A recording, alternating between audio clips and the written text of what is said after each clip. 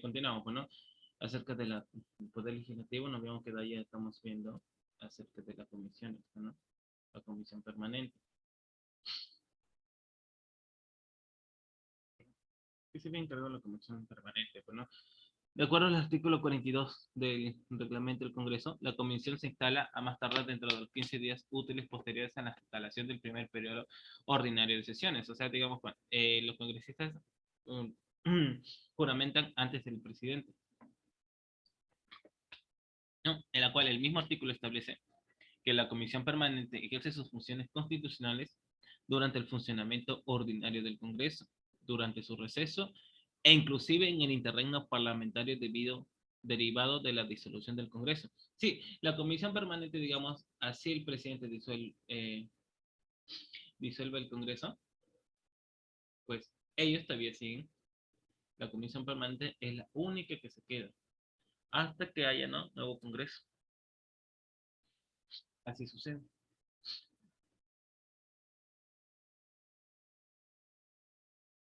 Así es como sucede.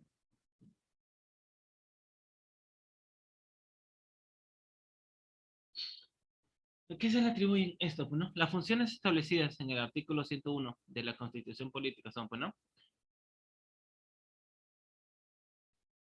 lo que hemos visto, ¿no? Designar Contralor General, ratificar la asignación del presidente, aprobar los créditos.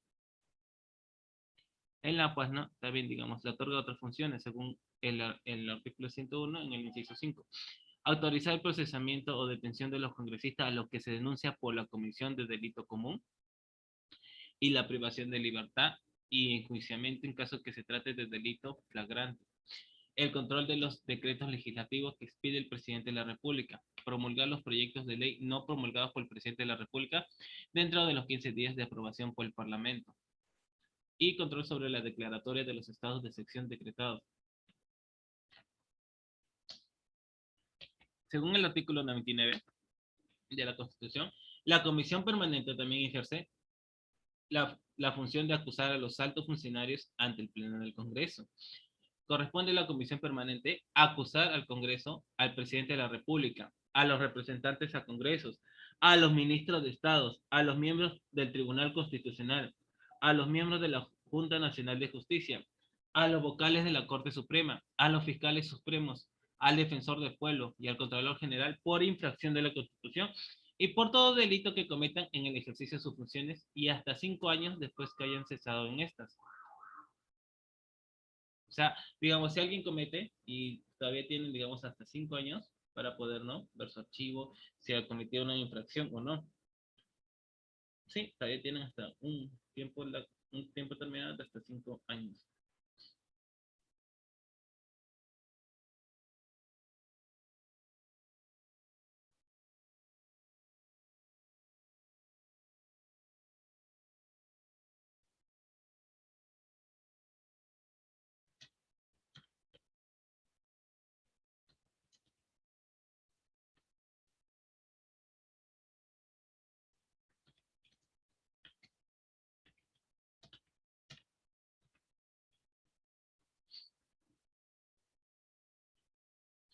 Sí, así como les había dicho.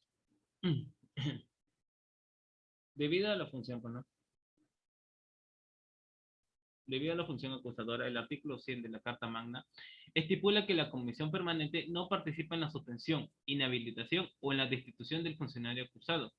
Sobre el nombramiento de autoridades, el reglamento del Congreso establece que el Congreso, a través de la Comisión Permanente, designe y mueve, pues, ¿no?, al Contralor General, ratifica la designación del presidente del banco, elige, pues, ¿no?, al defensor del pueblo.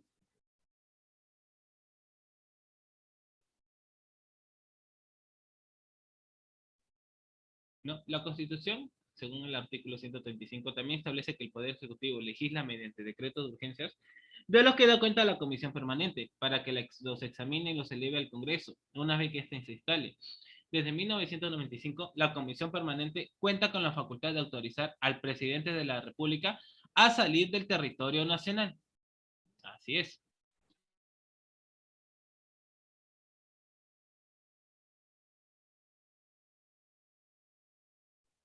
Sí. Digamos, ustedes cuando ustedes, bueno, piden permiso para salir. ¿A quién le piden?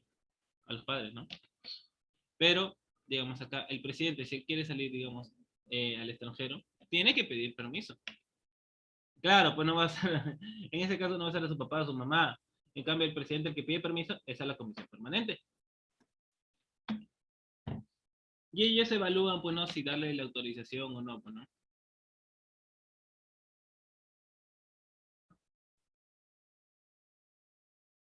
Por ejemplo, ¿no? El artículo 101 también establece que los miembros de la comisión permanente del Congreso son elegidos, ¿no? Su número tiende a ser proporcional al de los representantes de cada grupo parlamentario y no excede del 25% del número total de congresistas.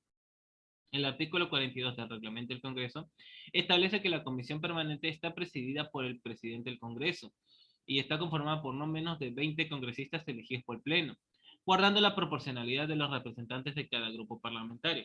Por ejemplo, ahorita, ¿quién creen es la que está, quiénes son los miembros de la comisión permanente? ¿No? ¿Quiénes son los miembros de la comisión permanente?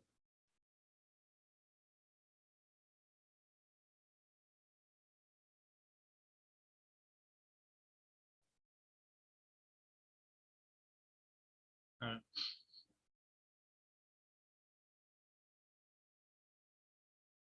ver, ahorita está, bueno, digamos, como el presidente del Congreso había sido, bueno, Francisco Sagasti, él toma posesión, bueno, la que le sigue, está, bueno, Mirta Vázquez Chuquilín, como lo ves, ¿no? Presidente interina del Congreso y primera vicepresidenta del Congreso, ¿sí? Ella es la que preside, bueno, ella es la que preside. ¿No?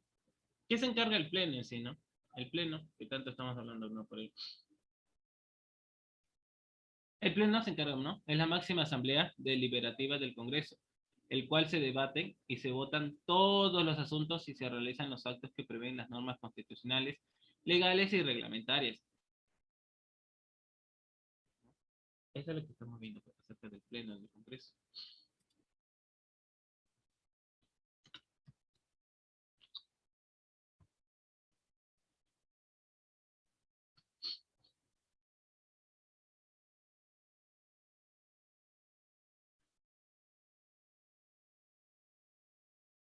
¿No? Porque siempre hablamos, ¿no? El Pleno, el Congreso. No, no, al inicio del periodo anual no, de sesiones, los grupos parlamentarios y el Consejo de Ministros presentan una propuesta donde se detallan los proyectos de ley que consideran necesario debatir y aprobar durante dicho periodo. El Pleno del Congreso votará la inclusión de estos proyectos en la agenda legislativa, la que concluye solo a los que tengan mayoría simple. El debate de estos proyectos de ley tiene prioridad tanto en comisiones como en el Pleno del Congreso, salvo lo dispuesto por el artículo 105 de la Constitución Política del Estado, que no impide que puedan dictaminarse y debatirse otros proyectos. Ahí, bueno, en el pleno se debaten, bueno, y se votan todos los asuntos y se realizan los actos que prevén las normas constitucionales, legales y reglamentarias.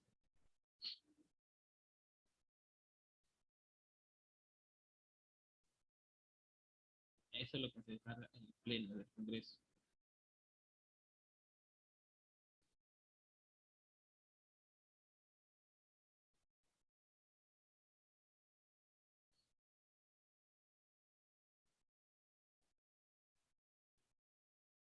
Ahí tenemos el Consejo Directivo. ¿Qué se encarga el Consejo Directivo?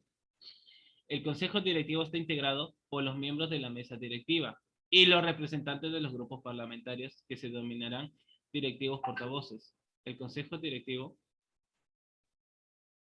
se conforma procurando guardar la proporcionalidad a la que existe entre los grupos parlamentarios en la distribución de escaños en el Pleno del Congreso. El Consejo Directivo adopta los acuerdos para que el desarrollo de actividades del Congreso apruebe el presupuesto y la cuenta general del Congreso antes de presentarlo en el Pleno, aprueba la agenda del Pleno, fija los tiempos de debates, entre otras funciones. Eso es lo que se encarga, digamos, el Consejo Directivo.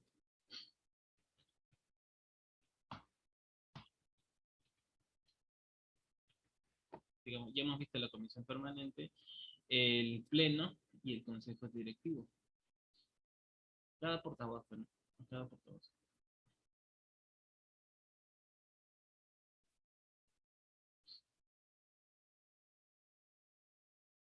¿No? Pues las cuales a ellos se le atribuyen, pues, ¿no?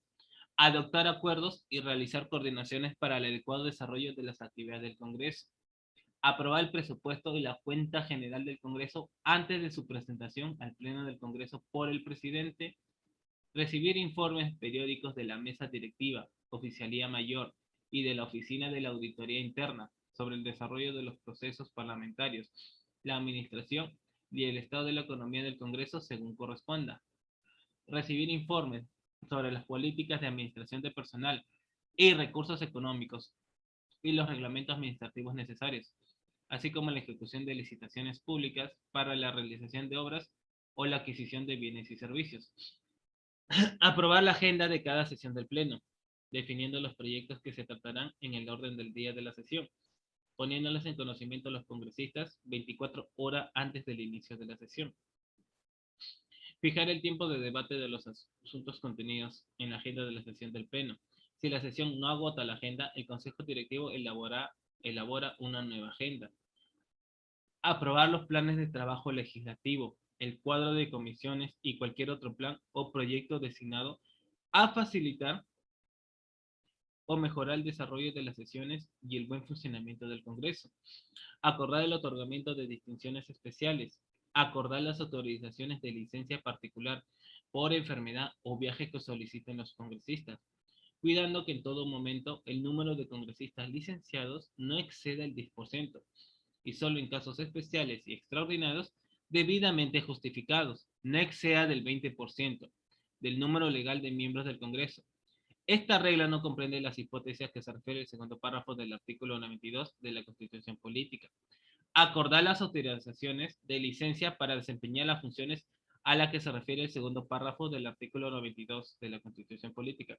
Acordar el nombramiento del oficial mayor a propuesta del presidente, dando cuenta al Pleno.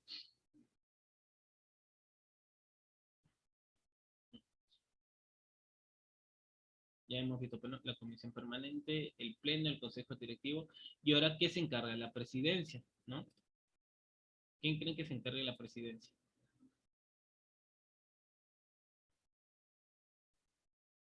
¿No? ¿Quién creen que se encargue de la presidencia? La presidencia, bueno, representa al Congreso, preside las sesiones del Pleno, de la Comisión Permanente y de la Mesa Directiva, dirigiendo los debates y las votaciones conforme a la ley. Firma junto a uno de los vicepresidentes las autógrafas de las leyes, así como ejerce la facultad de promulgar leyes por insistencia, según el artículo 108 de la Constitución, entre otras. ¿Qué atribuciones más tiene la presidencia del Congreso? Ya sabemos, ya le habían dicho quién es la actual presidente del Congreso. Representa al Congreso y recibe los honores que correspondan a su investidura. Preside las sesiones del Pleno del Congreso, de la Comisión Permanente y de la Mesa Directiva, concediendo, bueno, el uso de la palabra, haciendo guardar el orden y dirigiendo el curso de los debates y las votaciones, conforme a las normas procesales constitucionales, legales y reglamentarias. ¿Sí? ¿Han visto, bueno, las últimas votaciones del Congreso? No. ¿No han visto?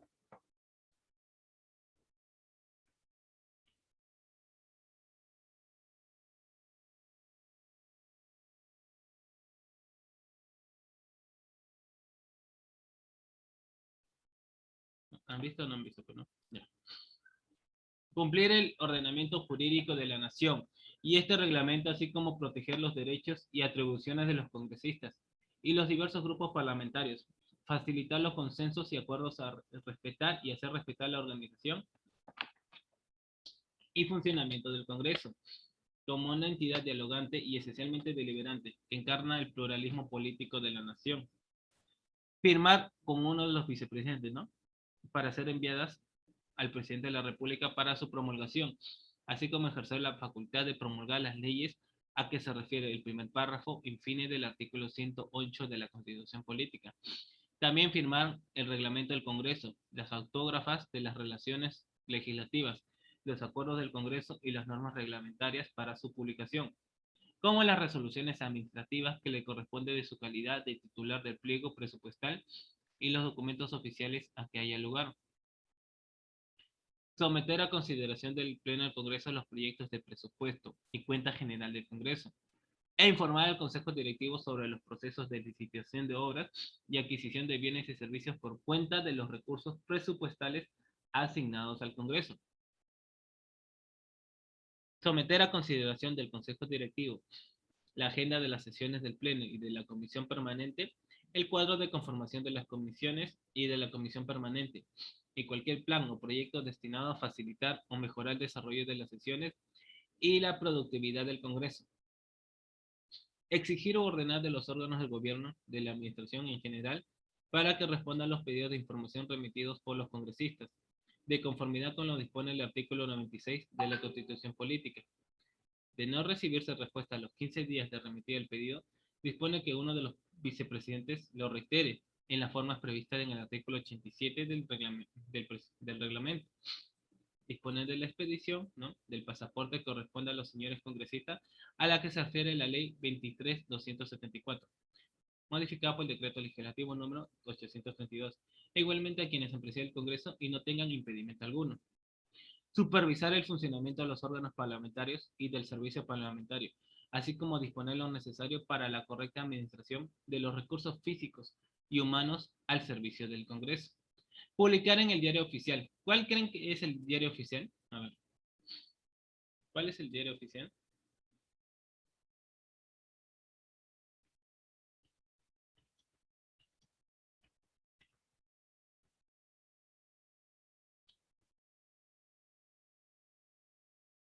¿Cuál es el diario oficial?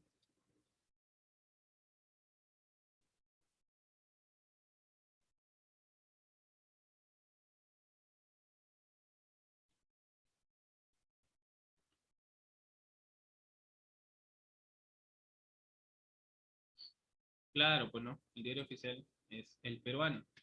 Y otros de mayor circulación. La relación de congresistas que llegan tarde o no asisten a las sesiones o no permanecen en ellas. Salvo se encuentran, pues no, en sesión de comisión. Los demás que le encargue el Pleno del Congreso o que encuentre señaladas en otros artículos, pues no. Y como dicen, ¿no?, los vicepresidentes reemplazan al presidente en su orden y asumen las funciones que él les delegue. No digamos, si el presidente del Congreso no está, le asume el vicepresidente. Y así, poco a poco. La mesa directiva. ¿Qué se encarga? Pues no, la mesa directiva.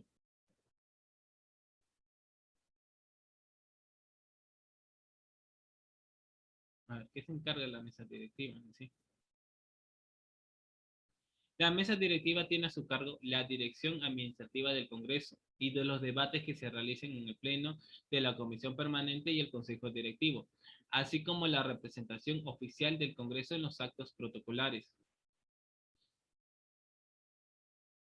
La mesa directiva, bueno, supervisa la administración, acuerda el nombramiento de funcionarios más alto nivel del Congreso, a propuesta, ¿no?, del oficial mayor, dando cuenta al Consejo Directivo.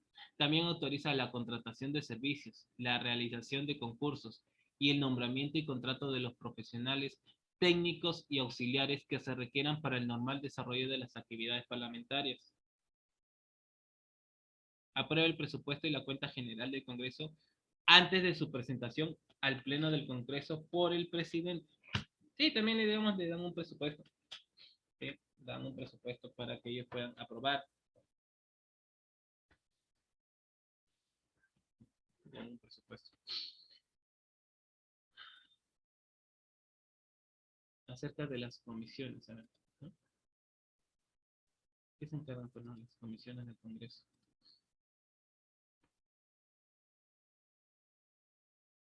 Fuera de la comisión permanente, ¿no? ¿Cuáles son las comisiones ordinarias que tiene el Congreso? Las comisiones que pueden ser ordinarias de investigación y especiales. Vamos a ver con las comisiones ordinarias. ¿Qué se encarga? Encargadas del estudio y dictamen de los asuntos ordinarios de la agenda del Congreso, con prioridad en función legislativa y de fiscalización, El presidente del Congreso, en coordinación con los grupos parlamentarios o previa consulta al Consejo Directivo del Congreso, propone el número de comisiones ordinarias, teniendo en cuenta la estructura del Estado. Sin embargo, deben conformarse por lo menos, ¿no? Por lo menos se deben conformar 24 comisiones ordinarias, en las cuales, bueno, tenemos la agraria, ¿no? Comisión ordinaria agraria. Comisión de Ciencia, Innovación y Tecnología, Comercio Exterior y Turismo, Constitución y Reglamento, que fue modificada, ¿no? Que fue modificada según resolución legislativa del Congreso con número 015-2003, publicada el 15 de noviembre de 2003. Cultura y Patrimonio Cultural, Defensa del Consumidor y organismos reguladores de los servicios públicos, Defensa Nacional, Orden Interno, Desarrollo Alternativa y Lucha contra las Drogas, Descentralización, Regionalización, Gobiernos locales y modernización de la gestión del Estado, Economía, Banca, Finanzas e Inteligencia Financiera, Educación, Juventud y Deporte, Energía y Minas, Fiscalización y Contraloría, Inclusión Social y Personas con Discapacidad, Comisión Ordinaria de Inteligencia, Justicia y Derechos Humanos, Mujer y Familia, Presupuesto y Cuenta General de la República, Producción, Micro y Pequeña Empresa y Cooperativas, que también fue modificado según la resolución publicada el 17 de octubre de 2007. Pueblos andinos, amazónicos y afroperuanos, ambiente y ecología, relaciones exteriores, salud y población, trabajo y seguridad social, transportes y comunicaciones, vivienda y construcción.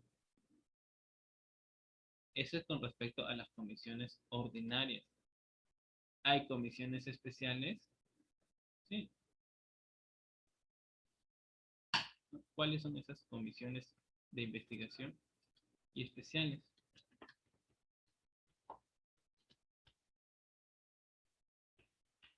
¿No? ¿Cuáles son esas comisiones de investigación?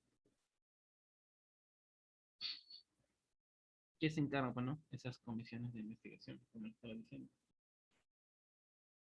Las comisiones de investigación son las encargadas del estudio y el dictamen de los asuntos puestos en su conocimiento en aplicación del artículo 97 de la Constitución Política. Gozan de las prerrogativas y de las limitaciones señaladas de dicha norma constitucional y el reglamento del Congreso de la República.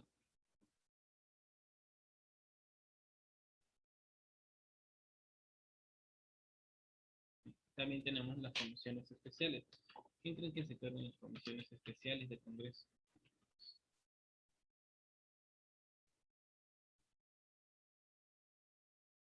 Son los que se encargan, pues, ¿no? De un asunto específico, ¿no? Se encargan de un asunto específico y se extingue, pues, ¿no?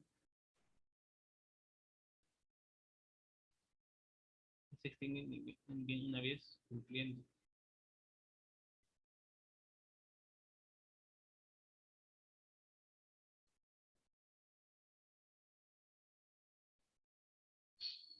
Las comisiones especiales.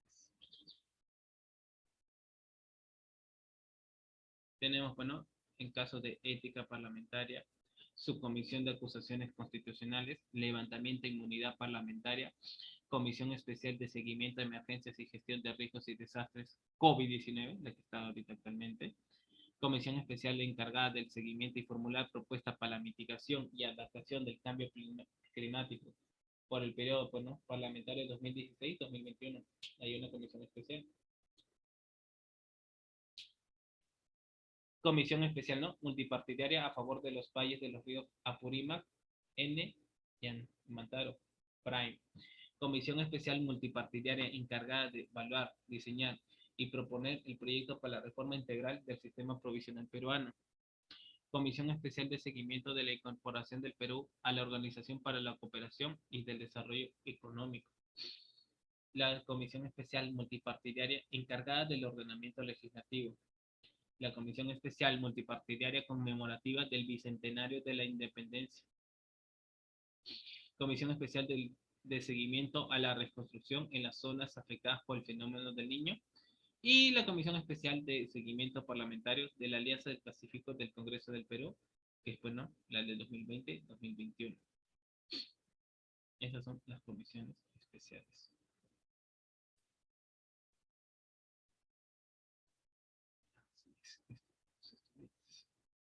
Pero digamos, el Congreso siempre estuvo ahí, siempre fue unicameral, ¿no? ¿No es así? ¿Quién está loco, no? El Congreso en sí. ¿Quién está loco? A ver, por historia.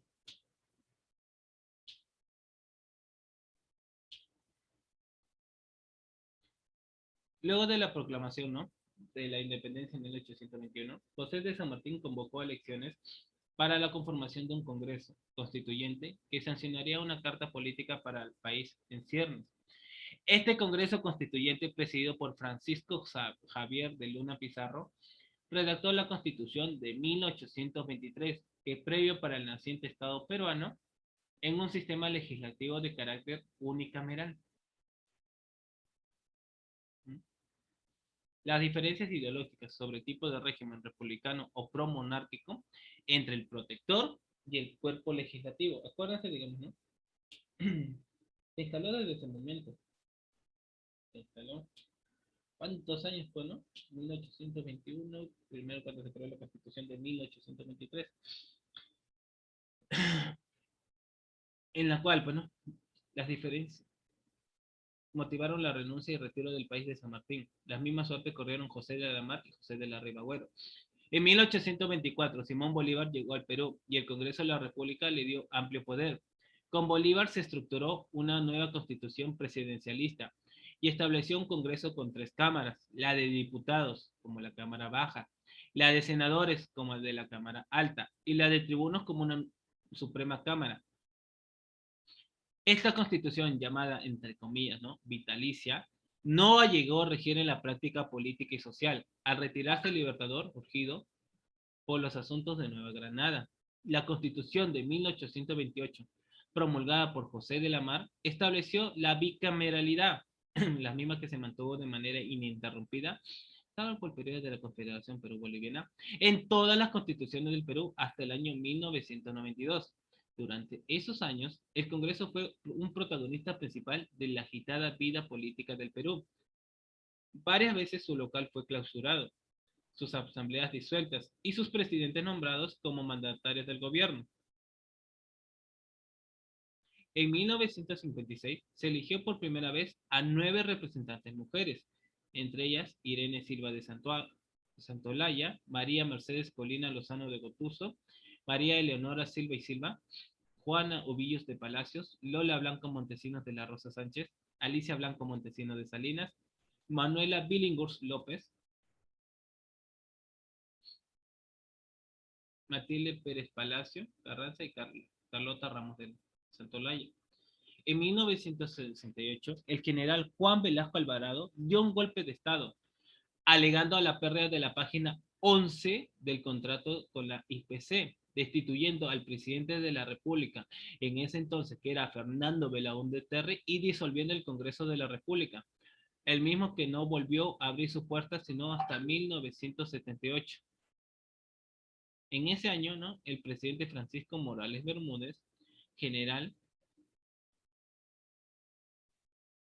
del ejército peruano, se ve forzada por las circunstancias sociales y políticas del momento a establecer un mecanismo para que el Perú retorne a un régimen de gobierno elegido y a una democracia formal.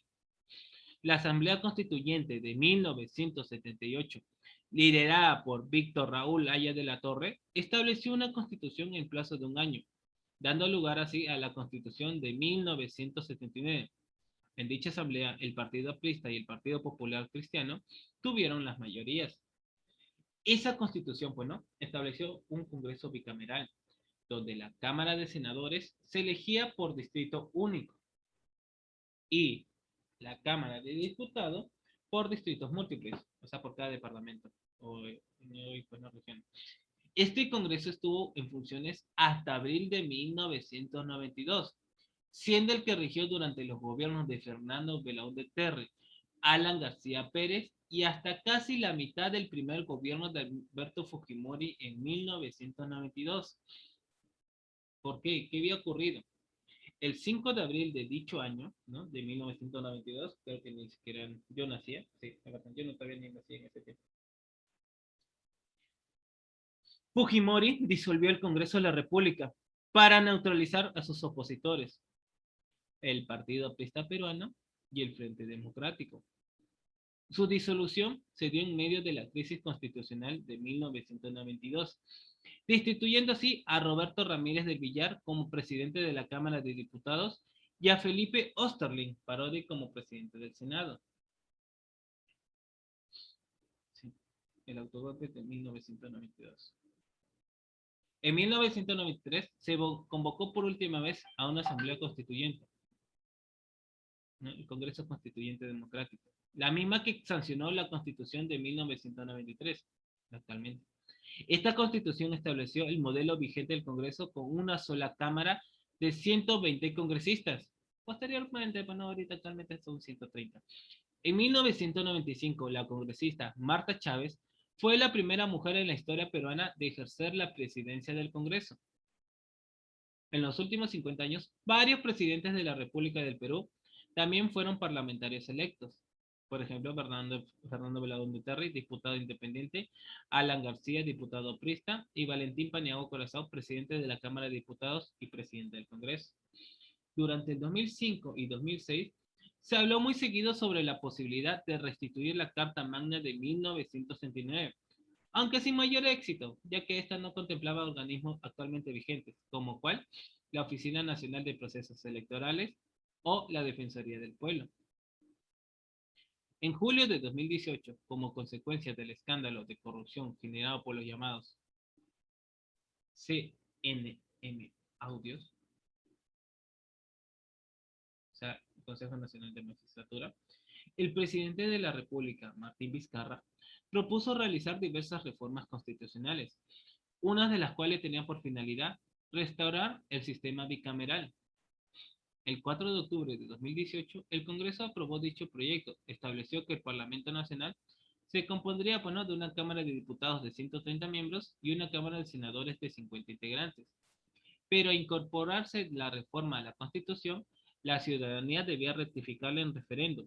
Sin embargo, al advertir el presidente que el proyecto permitía de manera encubierta la posibilidad de que los parlamentarios pudieran reelegirse, contraviniendo así la otra reforma que planteaba la no reelección de congresistas, el presidente pidió a la ciudadanía que rechazara la bicameralidad planteada en tales términos, lo que finalmente ocurrió en el proceso electoral, ¿no? En el referéndum. Pues la persona, el pueblo, ¿no? Democráticamente rechazó la bicameralidad. Toma, ¿no? Dijo no al Congreso y mire, pues, viene a postular después de tiempo el Congreso. Sí, ahorita está postulando personas, pero el 30 de septiembre, ¿no? De 2019, el presidente de la República, Martín Vizcarra, dispuso la disolución del Congreso de la República, al haber considerado que en dicha fecha el Congreso había denegado por segunda vez una cuestión de confianza planteada a nombre del Consejo de Ministros. Para ello, el presidente se amparó en el artículo 134 de la Constitución, que le habilita a disolver el Parlamento y convocar a elecciones congresales cuando éste le ha negado confianza a 2 consejos de ministros. Esta decisión fue cuestionada ante el Tribunal Constitucional a través de una demanda competencial, la misma que por mayoría, 4 votos y contra 3, fue declarada infundada el 14 de enero de 2020, con lo cual ratificó la constitucionalidad del acto de disolución del Parlamento. El 26 de enero de 2020 se llevaron a cabo las elecciones congresales extraordinarias en las que se eligió un nuevo Congreso con el deber de completar el Congreso disuelto, o sea, el periodo del parlamentario 2016-2021. ¿Sí? Eso es lo que hemos visto. No, pero ¿cómo es, digamos, irónica la vida? Que disuelve el Congreso y después él quiere ser congresista. No lo entiendes, ¿no? Irónica es la vida. Él llama a elecciones para elegir a un nuevo Congreso para que entre en cuestión de confianza y después lo vacan. Fue el mismo Congreso que lo vacó. La cuestión de confianza.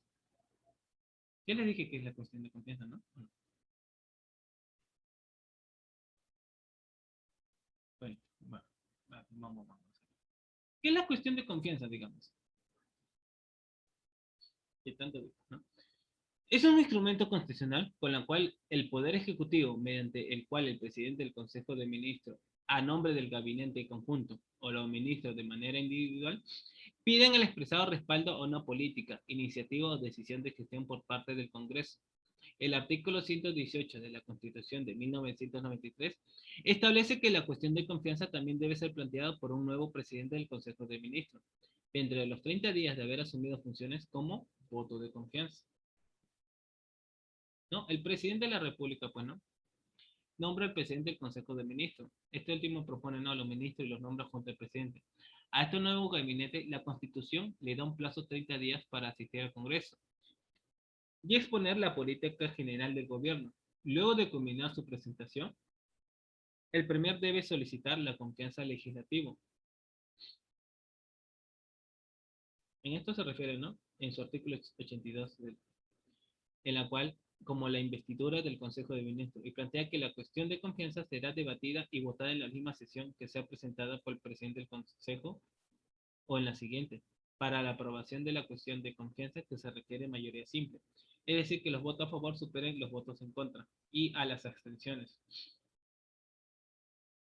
No, digamos, el presidente nombra, pues, ¿no?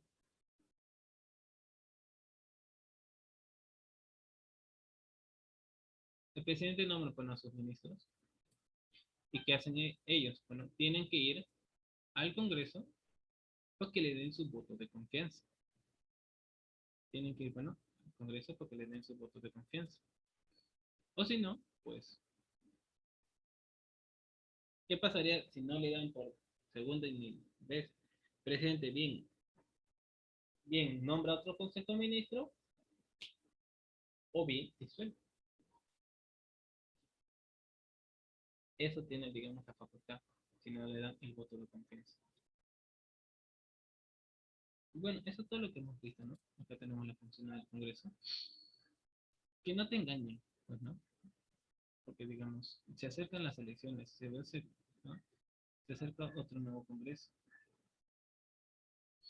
Pues, digamos, no es como conocemos su local en donde está ahora,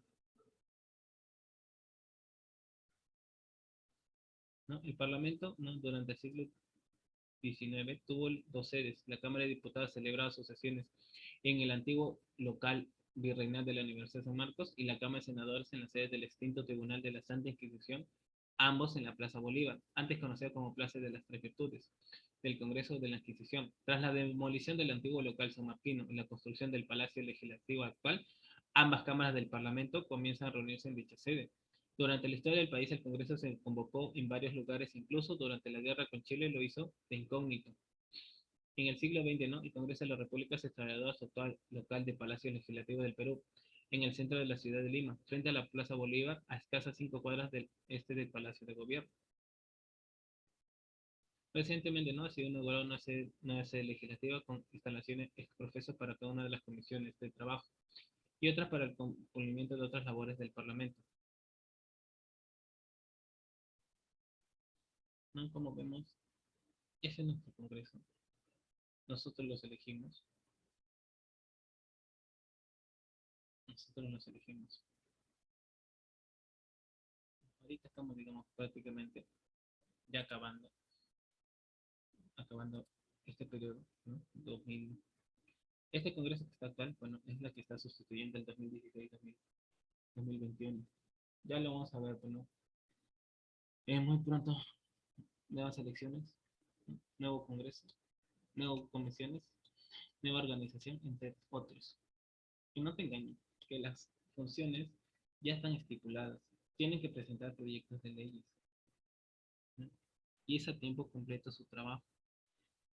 Es a tiempo completo, o sea, las 24 horas del día, ¿no? Ahora, digamos, cuando ustedes voten, ¿no?, vayan a una elección, Lean, pues, ¿no? Bien. Y que no te hagan poner unas promesas falsas. Ya, pues, a la siguiente clase estaremos viendo ya el poder ejecutivo. Y también las pruebas que se vienen. Terminen más que todo las tareas que ya están programadas en el Classroom y nos estamos viendo hasta la próxima clase. Ya, que tengan un bonito fin de semana. Nos vemos. Cuídense.